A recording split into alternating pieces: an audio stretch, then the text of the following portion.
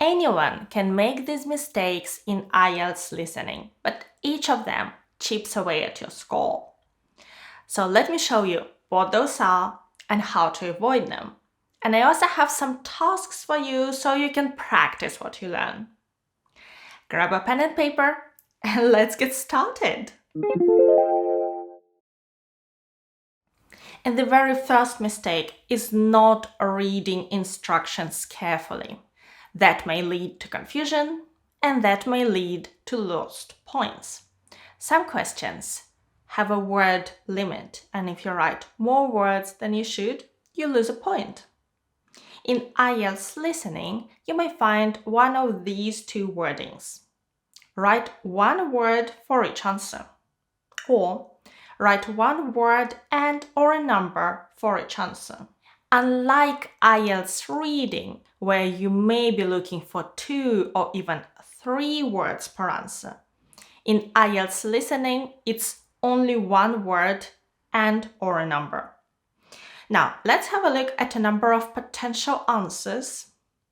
Look at their format and say if this is an acceptable answer, if the instructions read write one word and or a number.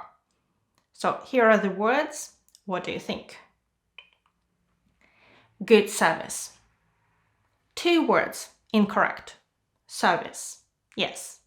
25, a number, yes. 25 days. 1 word, 1 number, yes. A day. What do you think? No. 2 words, articles are also words. Day, yes. The tip is, do not include articles in your answers. If you need an article to make the sentence grammatically correct, it's gonna be in the question itself. And this leads us to the next mistake. Not paying attention to grammar. At the moment we're talking about filling the blanks questions. You always have them in parts 1 and 4, and actually half of your points come from these questions. And we've just talked about articles. If you find the missing word, you insert it into the sentence, but the sentence is not grammatically correct, this is a sign that your word is not the correct answer. But also, there is a difference between singular and plural nouns. You need to get it right. If the answer is cats, but you just write cat, the answer is incorrect. So you can use the rules of English grammar to determine if your answer should be singular or plural. Let me show you how to do that. I've prepared a task for you, and normally you would listen to the recording and write down the answers, but I'm going to show you several options for each answer just to demonstrate my point. The task is about working in a restaurant. Have a look at question number 7. Making sure is clean. And I'm giving you 3 options. Table, chairs, equipment. Which of these words could be our correct answer? Let's check. Making sure table is clean. The article is missing, right? Making sure a table is clean. But it's not in the question. This means this answer is incorrect. Making sure chairs is clean. Again, incorrect because the verb is singular. Making sure equipment is clean. Yes, that's the correct answer. This noun is uncountable, so it doesn't require an article, but it requires a singular verb. Next, question number 9. Maintaining stock and organizing deliveries, training. Let's have a look at each. Organizing delivery. No. An article is missing. Organizing a delivery. Organizing deliveries. Sounds good. Organizing training. This one is uncountable. Again, so we have 2 potential answers, and you would actually need to listen to the context to determine which one is correct. Number 10, no work on a once a month. You see, the article a is already there. So for this one, actually listen to the recording and write down your answer on a piece of paper. What are the hours like? The usual, I think. There's a lot of evening and weekend work, but they're closed on Mondays. But you do get one Sunday off every 4 weeks. So would you like me to send off your CV? Ready? The answer is Sunday. Have you capitalized the first letter? And do you actually need to capitalize it? Here is what the IDP website says about it. If you take IELTS on paper, they recommend writing all your listening and reading answers in capital letters for the sake of clarity, to make every letter very clear to the examiner. But if you take IELTS on computer, your handwriting is not an issue. And in this case, they recommend writing all words using upper and lowercase. However, punctuation is only assessed in IELTS writing. So even if you capitalize all your letters in IELTS listening, those answers will be counted as correct even on computer. But the recommendation is not to do that. Although your punctuation is not assessed, your spelling is. The next mistake is not paying attention to your spelling. Even if you make a single mistake in a word or a typo, this answer will be incorrect. So make sure you check the spelling of all your words in filling the blank questions. I know that sometimes you may not remember how to spell a certain word in English. Unfortunately, there is no silver bullet, but there is one exercise that may help you. If you don't remember how to spell a word, take a sheet of paper and a pencil. You'll be provided those even if you take your exam on the computer. And just write down that word and try different spelling options. Think about how you could spell it and try it out. And then look at all those words and think which one looks correct. You may not remember how to spell a word straight away, but you may still spot which spelling is correct when you see it. The next mistake can be very costly, and this is not paying attention to distractors. Yes, there will be some distractors thrown in to see if you're really paying attention. This could be someone saying something and then taking it back, or someone saying something and then later correcting it. So the distractor may come before or after the correct answer. I've prepared for you 2 practice questions to show you how it really looks in practice. Ready for the first? Did you use public transport? Yes, I came by bus. Okay, and that was today. It's the 24th of April, isn't it? Isn't it the 25th? No, actually, you're right. Okay, the correct answer is 24th April. And we had the answer and then the distractor. Isn't it the 25th? So that was the distractor. Yes, by the way, in IELTS listening, sometimes you need to write down a date, like in this case, and you can do that with the TH, 24th TH April, or without 24 April, both are correct. And now listen to the second practice question. Ready? So, how did you hear about our club? Did you look on the internet? I usually do that, but this time, well, I was talking to a relative the other day and he suggested it. Oh, is he a member too? He belongs to another club, but he'd heard good things about yours. Okay. Okay, in this case, we heard about the distractor first, and then the correct answer. How did you hear about us? Did you look on the internet? I usually did that. So that's the distractor. And now the correct answer. But this time I was talking to a relative. The correct answer is relative. And actually, if you apply the grammar rules we discussed before, you can see that internet cannot be the answer, because then we read heard about us from a internet. Obviously incorrect. You should pay attention to distractors. Particularly, you should make sure that you listen to all the information about the question before you select your answer. Answering too quickly is a mistake. Let me show you a question that demonstrates what I mean. This one is coming from part 3 and this is a multiple choice question. So I'm going to give you 10 seconds to read the question and all the options and then listen to the recording. Ready?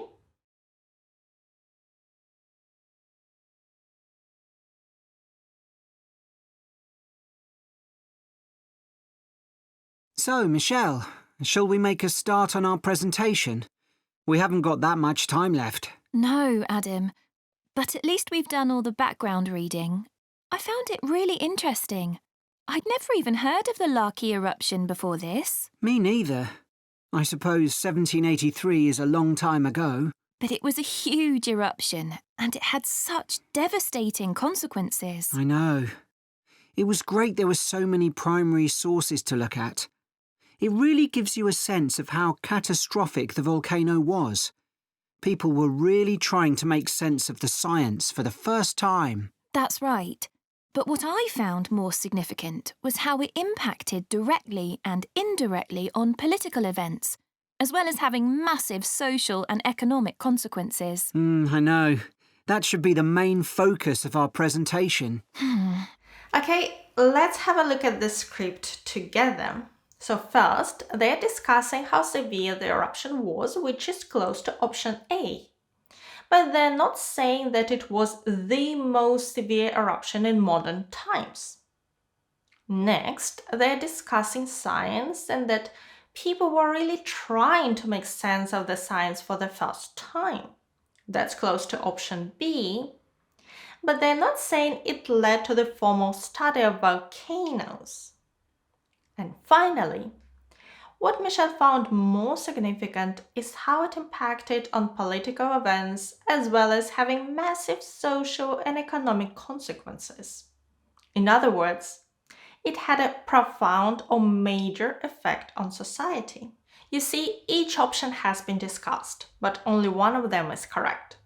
Certain details about other options don't match. So don't rush. Listen to all the information and then select your answer.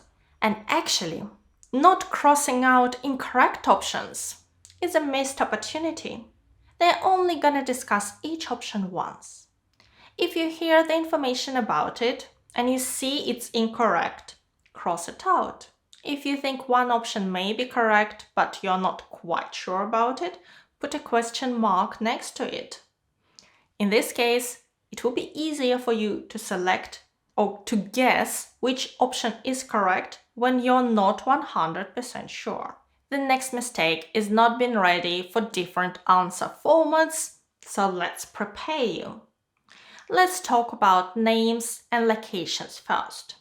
Sometimes you're asked to write down someone's name, or more commonly in recent tests, the name of their street or town. So they will name it first and then spell it out for you once and quite quickly. Be ready. I've prepared some practice questions for you. Wanna try now? Here is the first. OK, let's have a look at the current job vacancies at Milo's. The first one is in Wivenhoe Street. Sorry, where? Wivenhoe. Wivenhoe.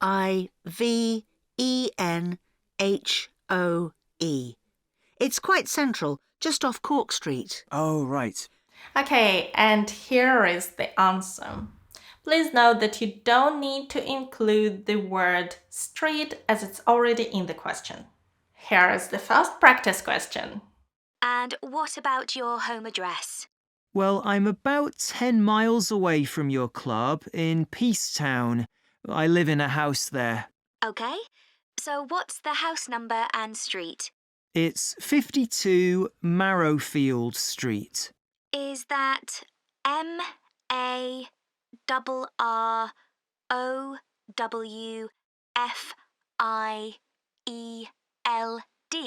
That's right. And that's Peacetown, you said. Uh-huh. And here is the answer. How did it go for you? Have you noticed how they said double R instead of saying RR? They may also say 77 to say 77. And now let's talk about postcodes. Sometimes you are required to write down someone's postal code and they use the UK format. And I think it will be a bit easier for you to write them down if you know how they look. So here are a few options.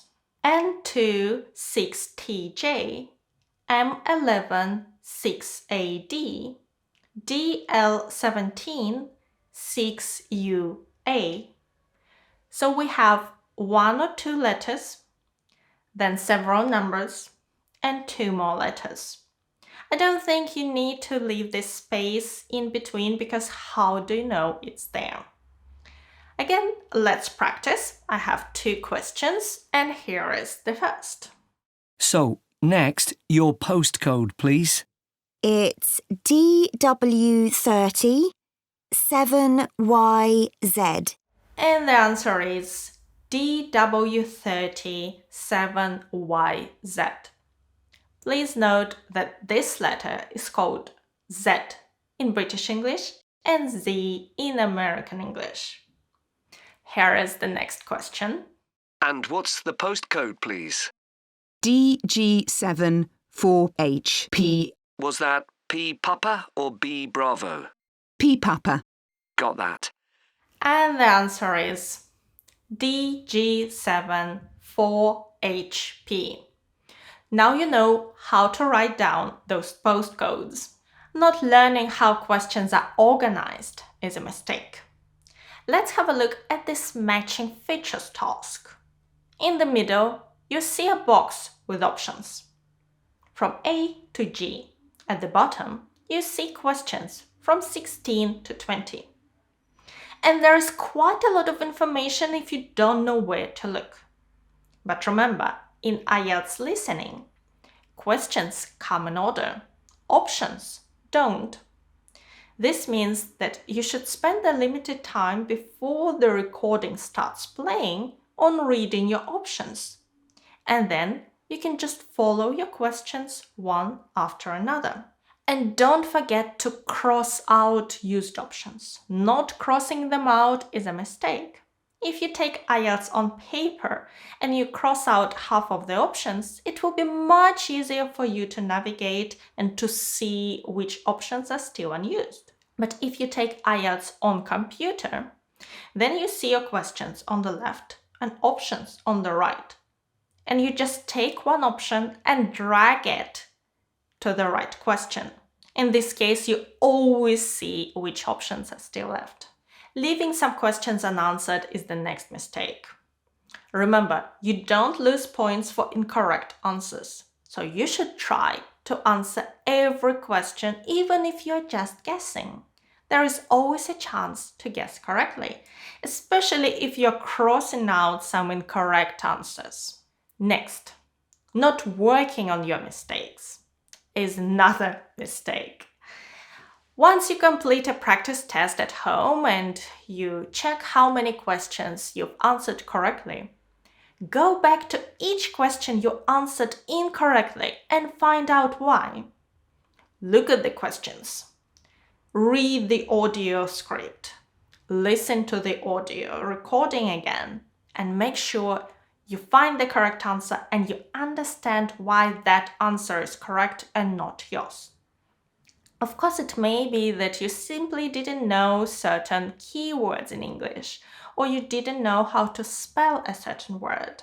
So those mistakes are directly linked to your English level, and those are not easy to just get rid of in one day. But some mistakes are related to your test strategies, and it's really important to work on them to reduce the chance of making the same mistake in the next test. Next, very important, not preparing for different types of tasks. There are just 4 types of tasks in IELTS listening. Filling the blanks or gaps, multiple choice questions, either selecting 1 answer out of 3 options or 2 answers out of 5. So all tests have these 2 types of questions. And then you have either a map or a matching features exercise. So you should learn how each of them is organized, learn the strategies, and practice. And I have free videos about each type of task, and they all are linked in my free IELTS study plan, which can help you prepare to IELTS listening as well as other IELTS sections. And I'm gonna link it in the description box below. And yes, as I've mentioned before, 50% of your marks depend on a single type of task, and this video here can help you master it. Thank you so much for watching me today. Good luck with your preparation and your exam.